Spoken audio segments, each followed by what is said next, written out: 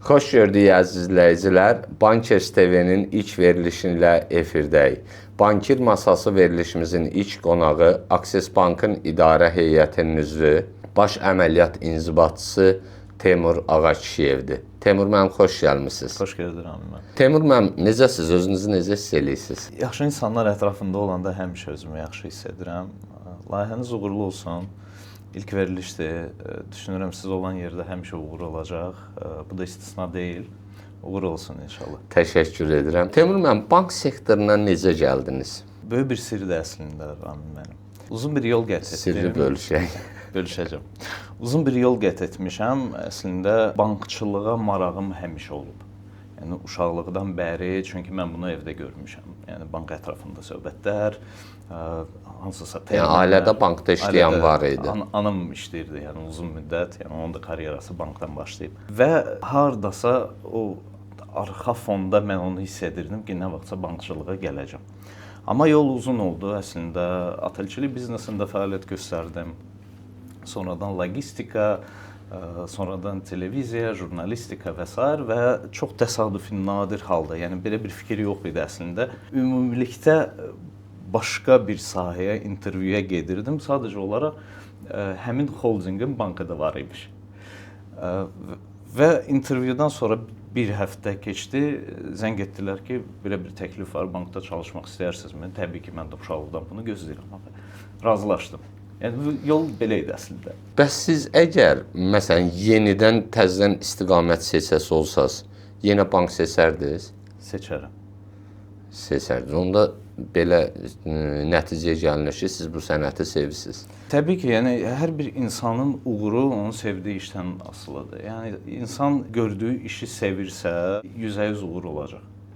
Olmasa təbii ki, sevmədiyiniz işə gedirsiniz, hər səhər durursunuz, o neqativ fonunda gəlirsiniz işə, işdə nəsə iş görürsünüz ki, tez gün bitsin, qaçım evə. Təbii ki, orada bir uğur ola bilməz. Deməli, uğurun təməlində sevgi var. Təbii ki.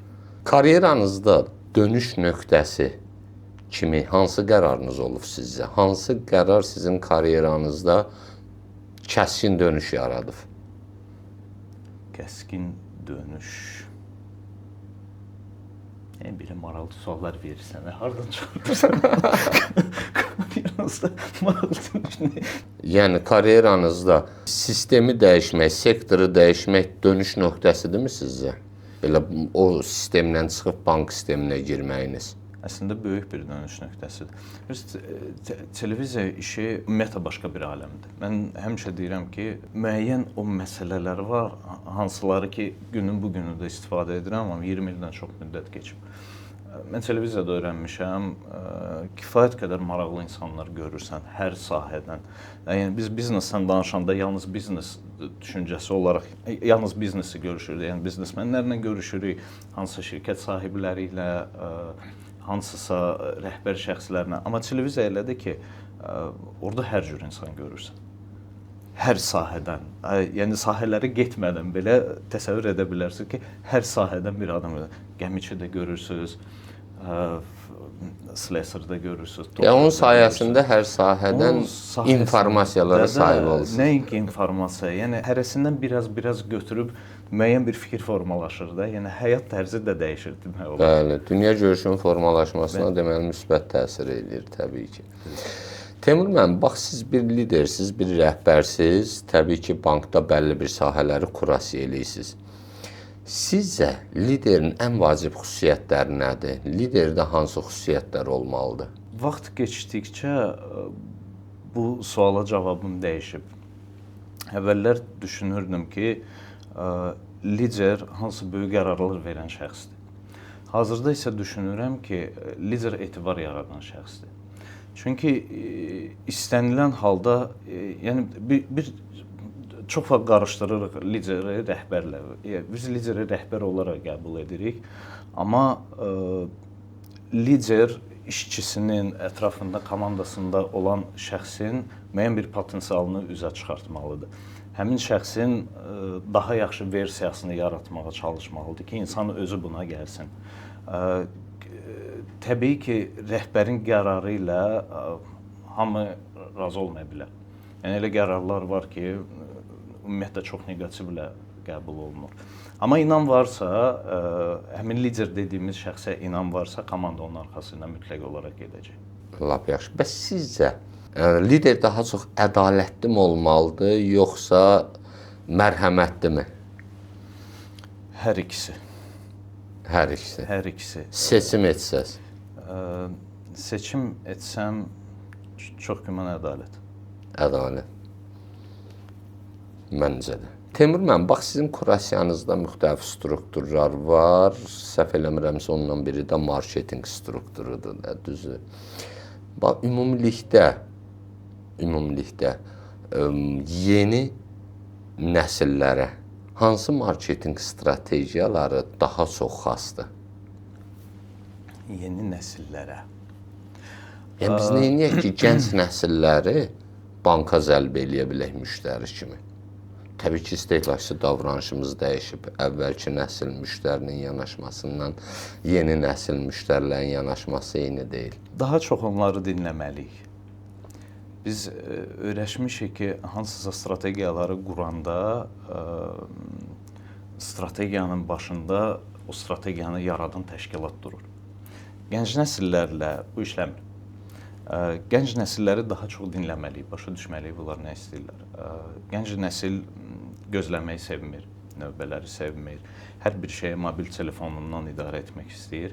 Ona görə istənilən bir strategiya gənc nəslin bu yanaşmasına yönəlməlidir. Yəni rəqəmsallaşmaya və daha çox biz marketinqdən danışanda məhsul satmamalıyıq. Müştəri təcrübəsini satmalıyıq. Müştəridir. Əla yanaşmadır. Ümumilikdə sosial media bankların gələcəyində hansı rol oynayacaq? Hal-hazırda istənilən bir bankın sosial media davranışına fikir versək, görəcəyik ki, bir bank səhifəsi var. Bir də live deyilən bir səhifə var. Uzun müddət düşünürdüm ki, bu nə üçün lazımdır. Bu yaxınlarda anladım ki, yəni yenə də səhv edə bilərəm, çünki bu mənim yanaşmamdır. Anladım ki, reklam bankın nə satdığını göstərə bilər. Amma sosial media artıq reklam kanalına daha üstün bir şeydir. Çünki müştəri bizi bizim davranışımıza görə də qiymətləndirir. Bankın daxilində həyata keçirilən tədbirlər artıq bankın özünü necə bazara göstərdiyini bizə nümayiş etdirir. Tutalım, hansısa təşkilat çox bağlıdır, amma kifayət qədər maraqlı məhsulları var. Əvvəl biz düşünürdük ki, bunun məhsulu varsa, yəni kifayət qədər dayanıqlı, maraqlı və sair bu məhsullardan əldə edək və istifadə edək. İndi isə yenə də öncə qeyd etdiyimiz kimi gənc nəsil buna baxmır. Gənc nəsil təşkilatın davranışına baxır. Ətraf mühitə necə yanaşır, daxili müştərisinə, yəni işçisinə necə davranış edir və s. Yəni dəyərləri prioritetləşdirirlər. Burada biz artıq brend yaradırıq. Yəni biz hansısa reklam məhsulu ilə bazara çıxmırıq, biz hansısa məhsul satmırıq, yenə də dediyim kimi təcrübəni satırıq. Bəs bu ümumiyyətlə reklamda emosiya ötürülməlidirmi? Mütləq olaraq. Mütləq olaraq. Yəni biz uşaqlıqdan nəyi görürük? Biz reklam bir çarxanı görürük, bizə deyirlər al. Əvvəl bu informasiya qıtlığı o qədər olub ki, biz hansısa məhsulu, tutalım bu fincanı satırsınız. Mən görürdüm ki, fincan var satışda da, niyə də almayım, mənə fincan lazımdır. Tamam. İndi isə fincanlar o qədərdir ki, niyə qırmızısını almayım, qarasını alım. Təbii ki, burada emosiya olmasa, yəni biz artıq müştəriyə deyə bilmərik ki, gəl bunu al. Biz yenə də öz təcrübəmizdən, kiminsə təcrübəsindən və s. bunu göstərməliyik ki, bu fincandan daha üstündür, daha yaxşıdır, daha maraqlıdır. Ona görə ki, bəli, təbii ki, emosiya lazımdır. Təşəkkürlər. 5 il sonra bugünkü bankları necə görürsünüz? Fikrimcə 5 il sonra banklar daha görünməz olacaq. Hətta Müştəri davranışını dəyişdikcə banklarda dəyişməlidir. hansısa bank davranışını müştərisinə uyğun dəyişməsə, təbii ki, 5 ildən sonra həmin bank olmayacaq. Çünki hər bir müştərinin istəyinə uyğun, biz həmişə danışırdıq ki, butik bankçılıq və s. yəni bu butik bankçılıq nəyə lazımdır, mənim standart şərtlərim var və s. Biznes baxımından çox gözəl. Belə də olmalıdır. Yəni mənim bir biznes strategiyam var, bir biznes xəttim var. Mən bu xətt üzərindən gedirəm. Amma müştərinin istədiyi bu deyil. Müştərinin istədiyi odur ki, fərdi yanaşma, sırf mənə uyğun hazırlanmış məhsul, bu butik bankçılığı deyilmi? Bəli. Doğru. Amma biz bu istiqamətdə getməsək, 5 ildən sonra bilmirəm fəaliyyət göstərə biləcəyik, yoxsa yox. Bəs süni intellekt bank xidmətlərinə necə təsir eləyəcək sizcə? Yəni bazarda hansısa bir kateqoriya işçilərin azalmasına, eyni zamanda hansısa bir belə deyək də xidmət şəbəkəsinin daralmasına gətirib çıxara bilərmi? Əminəm ki, təsiri düşündüyümüzdən də çox olacaq. Amma müştəri buna fikir verməyəcək. Müştəri bunu hiss etməyəcək. Müştərinin gördüyü o olacaq ki, hansısa xidmət daha tez olub, daha operativ olub, daha effektiv olub. Yenə də dediyimiz kimi fərdi məhsullar. Yəni süni intellektin köməyi ilə biz başa düşəcəyik ki, Ramin müəllimə nə məhsul lazımdır. Bəlkə də Ramin müəllim hələ bu haqda heç nə bilmir. Amma biz artıq bilirik, çünki süni intellekt bizə dəstək olub və fərdiləşdirilmiş bir məhsul artıq hazırdır və Ramin müəllimi gözləyir. Onu sadəcə təklif etmək lazımdır. Amma istənilən halda danışdığımız etibar var. Bu etibar banklara qarşı həmişə olmalıdır. Ona görə insanlara gəldikdə, biz həmişə baxdı danışırıq da, yəni müəyyən müddətdən sonra hansısa işçiləri əvəz edə biləcəkmi? Əvəz deməzdim, böyük bir kömək ola biləcək. Ola biləcək, amma yenə o etibarı axtaran şəxslər yenə də bank filialına yönələcəklər, yenə də gələcəklər, yenə də insanla ünsiyyətdə olmaq istəyəcəklər. Bu 100%-dir. Mən isə düşünürəm ki, belə deyək də, süni intellekt heç vaxt satış əvəz eləyə bilməyəcək. Satış emosiyadır, satış insan faktorudur. Məncə, süni intellekt nə qədər sürətlə inkişaf eləsə də, hansı səviyyə yüksəlsə də, bizim həmişə ən peşəkar satıcılara ehtiyacımız olacaq. Bu 100%-dir. Mən burada sizinlə həmfikirəm. Çünki yenə də dediyim kimi, hansısa köməkçi agentlər, təbii ki, o satış deyir də. Misal olaraq, satıcı hansı görüşə hazırlaşanda müəyyən bir informasiyanı toplayır. Yəni, müəyyən bir informasiyanı bu dəqiqə oturub internetdə axtarışla məşğuldur. Sabah həmin agent ona kömək edəcək və görüşə 2 dəfə, 3 dəfə bəlkə tez hazır olacaq, nəinki bugün. Doğrudur. Amma yenə də sizinlə razıyam ki, bir çox sahələr var, hansında ki, süni intellekt 100% insanı əvəz edə bilməz. Teymur müəllim, bəs ümumiyyətlə nağdsız ödənişlər necədir və ümumiyyətlə Azərbaycanda nağdsız ödənişlərin gələcəyini nə gözləyir sizcə? Yəni bizim mövcud plastik kartlar başqa bir meyarlarla əvəz oluna bilərmi? Başqa bir üsullarla? Düşünürəm ki, yox və ən azı yaxın gələcəkdə yox. Çünki biz burada uzun bir yol qət etdik. Biz nağdsıza keçdik kartlara, kartlardan keçdik elektron vasitələrinə və vaxt var idi, yəni uzaq keçmişə getməsək belə, vaxt var idi, insanlar kartlarla ödəniş etməyə ehtiyat edirdi. Günün bu günü artıq kimsə nağd ödəyəndə belə maraqlı baxırsan ki, hə, yəni bu da var hələ. Düşünürəm ki, kartlar banklar kimi daha görünməz olacaq. Yəni günün bu günü də, yəni bir 3 il, 5 il bundan əvvələ baxsaq, biz kartı dizaynına görə seçirdik. Evet. Belə vaxtlar var idi. İndinin özündə biz kartın dizaynını görmürük. İndinin özündə mobil telefonda kartın dizaynını dəyişə bilərik və bizdən başqa onu heç kim görmür. Biz telefon ödəniş edirik və yollanırıq digər işlərimizin arxasınca. İstənilən halda nə rəqəmsal alətlər gəlsə belə, bunun altında kart olacaq. Yəni düzdür, biz o kartı görməyəcəyik artıq. Məsələn, elektron pullar bu kart bazarını sıxışdıra bilər? Düşünürəm ki, yaxın gələcəkdə yox. Yaxın gələcək. Çünki vərdiş var, bilirsiniz, yəni bu vərdiş o qədər gözəldir ki, biz smartfonlarla ödənişə o qədər öyrəşmişik ki, düşünmürəm hansısa yeni kanallar bu dəqiqə hansısa bir revolyusiya edə bilər burada. Müəyyən həcmdə bəli, ola bilər. Yəni digər alətləri seçib özünə prioritet alət edən insanlar da olacaq. Amma düşünürəm ki, yenə kart infrastrukturu o qədər güclüdür ki, yəni kartın forması dəyişə bilər. Yəni hardasa arxa fonda kart, amma yenə də kart, yenə də bank sistemi. Düşünürəm yaxın gələcəkdə hələ Məncə də elektron pulun etibar qazanmasına hələ bizim kifayət qədər bizim zamanımızı almalıdır. kifayət qədər vaxtımız var ona.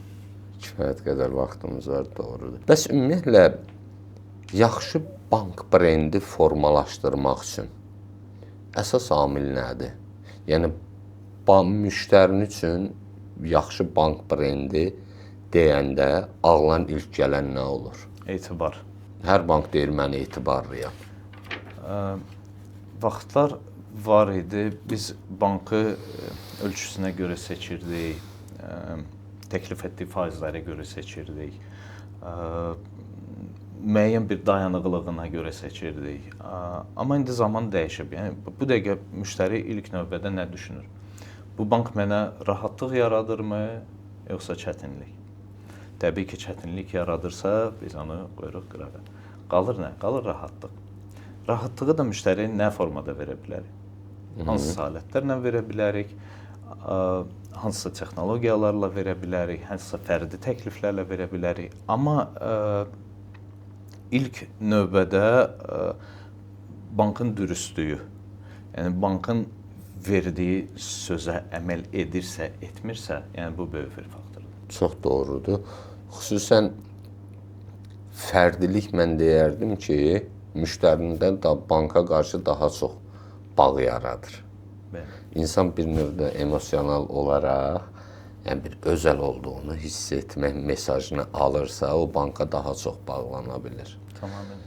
Bəs Teymur müəllimin karyerasında hansısa bir ən böyük uğursuz qərar olubmu? Yəni ən böyük uğursuzluğumuz nə olub? Uğursuzluqlara bir hadisə kimi baxmamağa çalışıram. Daha çox dərs kimi qəbul edirəm və belə vaxtlar olub təbii ki, və ən böyük uğursuzluq kimi nəyi qeyd edə bilərəm?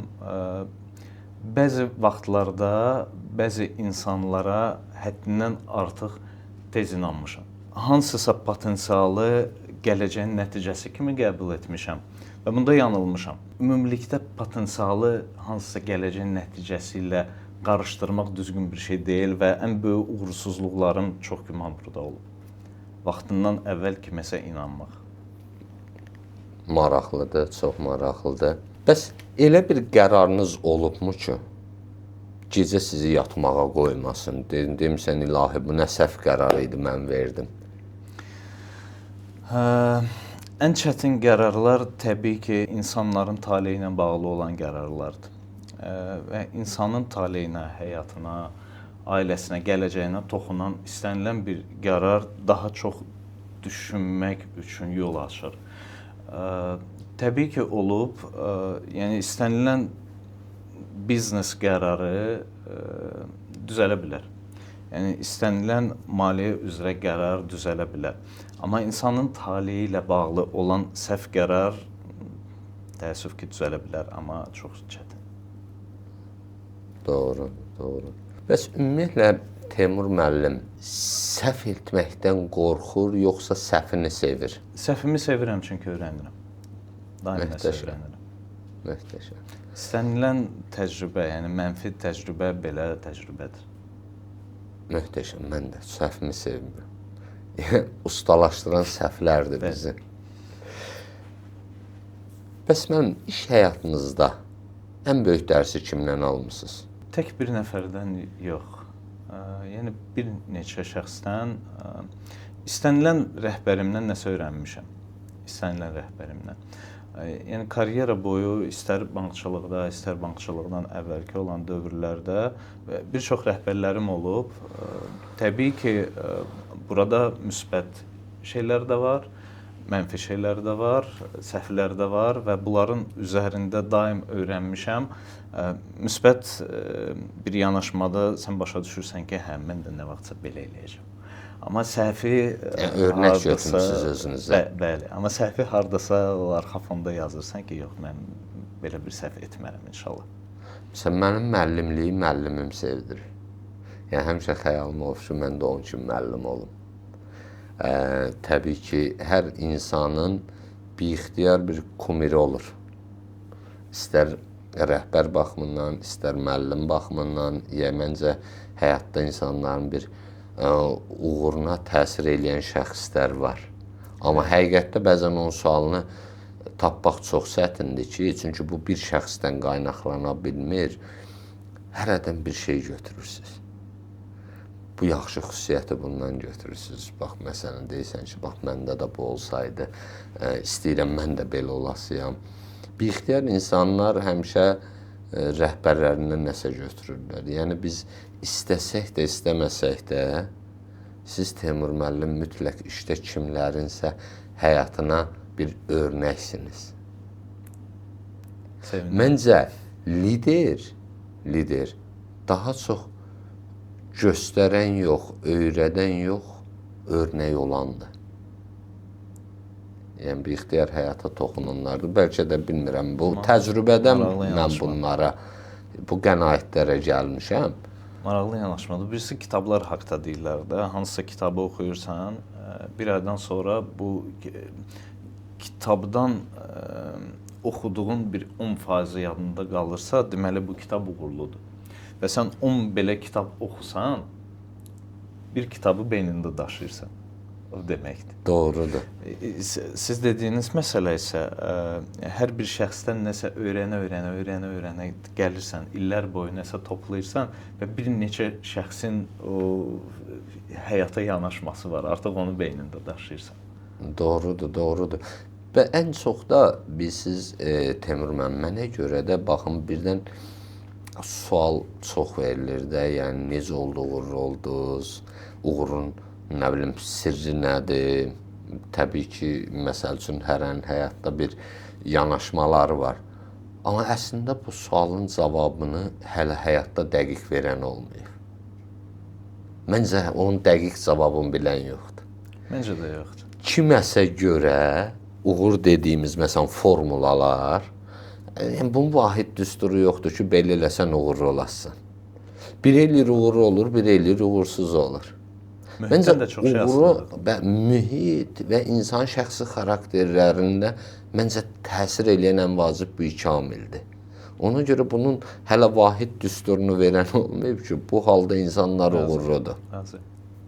Bəs bugünkü Teymur müəllim 25 yaşlı Teymur müəllimə üz otursaydı bu cür nə məsləhət verərdi və yaxud da ki, karyera qurduğunuz yaşdakı Teymur müəllimə nə məsləhət verərdi? Hər şeyin dalınca qaçmamaq. Gənc vaxtlarda həmişə insana elə gəlir ki, sən hər bir şeyə çatdırmalısan. Və düşünürsən ki, hər bir uğurun sabah yox, elə günün bu günü gəlməlidir. Ona görə tələsirsən. Tələsdiyin üçün də bir çox şeyləri buraxırsan. Yəni, həyata bir cür və belə baxırsan. Dar çərçivədə bax. Ona görə tövsiyəm o olardı ki, hər şeyi çatdırmağa çalışma, onsuz da alınmayacaq və daha çox səbir. Daha çox. Amma o 25 yaşda o düşüncə, məsəl üçün də bəzən baxırıq keçmişimizə, deyirik ki, mən niyə bunu belə eləmişəm, amma o zaman üçün düşüncəmiz məncə düz olub. Çünki insan yaşdaşdıqda, təcrübə artdıqca daha belə deyək də professional nəticələrə gələ bilir də. Yəni bəlli bir həyatda period var ki, onu yaşamalıyıq ki, bu qənaətə gələ bilir. Yəni 25 bəzən bizim ən böyük problemimiz də olur ki, biz bu yaşda övladımızdan eyni şey, bizim kimi düşünməyi gözləyirik. Evladımız demişkən bu yaxınlarda oğlum oturub YouTube-da bir çarxa baxır. Nəsə keçmişdən gələcəyə, gələcəkdən keçmişə, o səyahətlər haqqında. Deyirsən belə bir imkanın olsaydı, birdən dönsəydin keçmişə, nəsə dəyişərdin. Oturub fikirləşdim. Real olaraq buna cavabım yox idi. Nəticə olaraq cavab verdim ki, çox güman yox. Çünki günün bu günü, təbii ki, müəyyən səhvlər olub, müəyyən çətinliklər olub və s. Amma günün bu gününə gəlib çatmışıqsa min şükür. Min şükürmüş. Bəs siz ümumiyyətlə övladdan söz düşdü. Övladınızın bankir olmasını istəyirsiniz? İstəyərəm, amma ona görə yox ki, bankçılığı seçib, ona görə ki, onun öz seçimidir. Yəni, öncə də qeyd etdiyim kimi, yəni istənilən insan sevdiyi işi görürsə, uğur 100% gələcək. Yəni, uğuru biz hər birimiz fərqli başa düşürük. Mənim üçün uğur bir şey desin üçün başqadır, digər şəxslər üçün başqadır. Amma istənilən halda insan öz sevdiyi işindədirsə, deməli hər şey düzgün olacaq və hər şey yaxşı olacaq, ona əminəm. Təbii ki, bankçılıq da buna istisna deyil. Bəs hiss edirsiniz o sevgini onlarda? Sizcə meyillidirlər bankçılığa? O qədər də yox. Çünki artıq hiss edirəm ki, yəni qızım artıq gələcək peşəsini seçib, artıq o istiqamətdədir. Maşallah. Oğlum da hələ ki, yəni iqtisadiyyat olacaq çox güman, çünki iqtisadiyyatı sevir, rəqəmləri sevir və düşünürəm ki, bankçılıq olmasa belə bankçılığa yaxın bir sahə ola bilər. Bayaq vurğuladıq Teymur müəllim. Bu uğurun konkret formulası yox, düsturu yox. Yəni bir növ bu sirdir də hərəsi. Bəs Teymur müəllim üçün uğurun sirri nədir? Bax, təbii ki, dediyim kimi də bunun vahid bir çərçivəsi yoxdur. Sizin üçün əsas sir nə olub?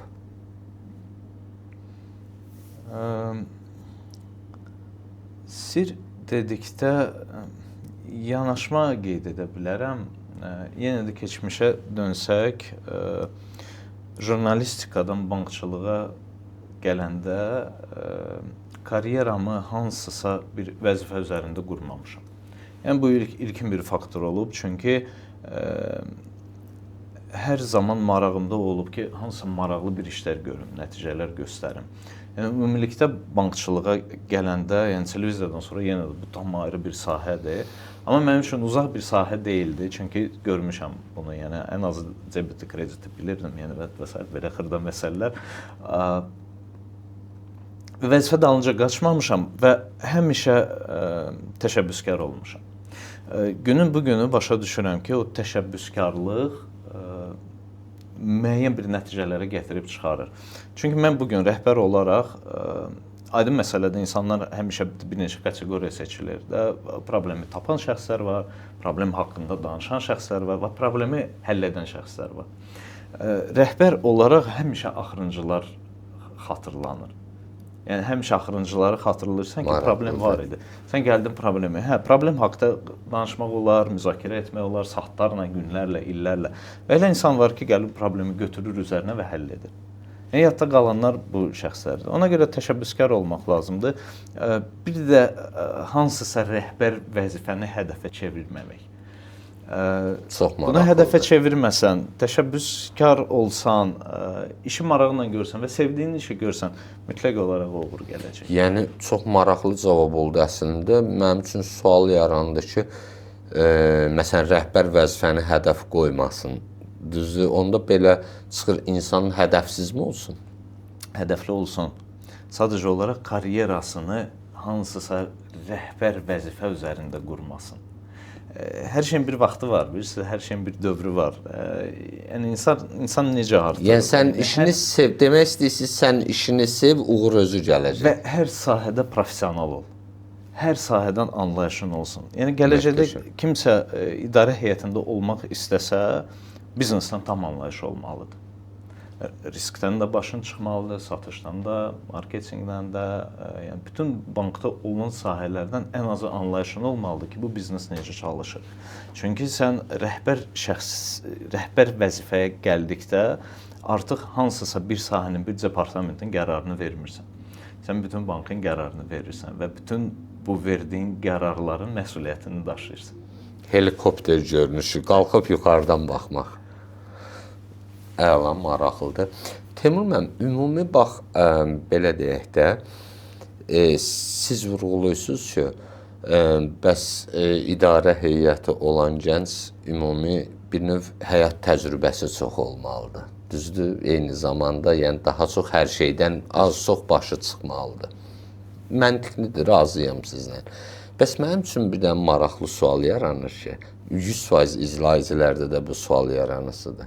Bax, Teymur müəllim bu yaşda idarə heyətinin üzvüdür. Amma Teymur müəllim o dönüş jurnalistikadan bankiriyə hansı yaşda olub ki? Çünki bu yaşda insanlar olasıdır ki, tərəddüd içindədir bəlkə də ki, görəsən mən sektor dəyişməyə risk edim, etməyim.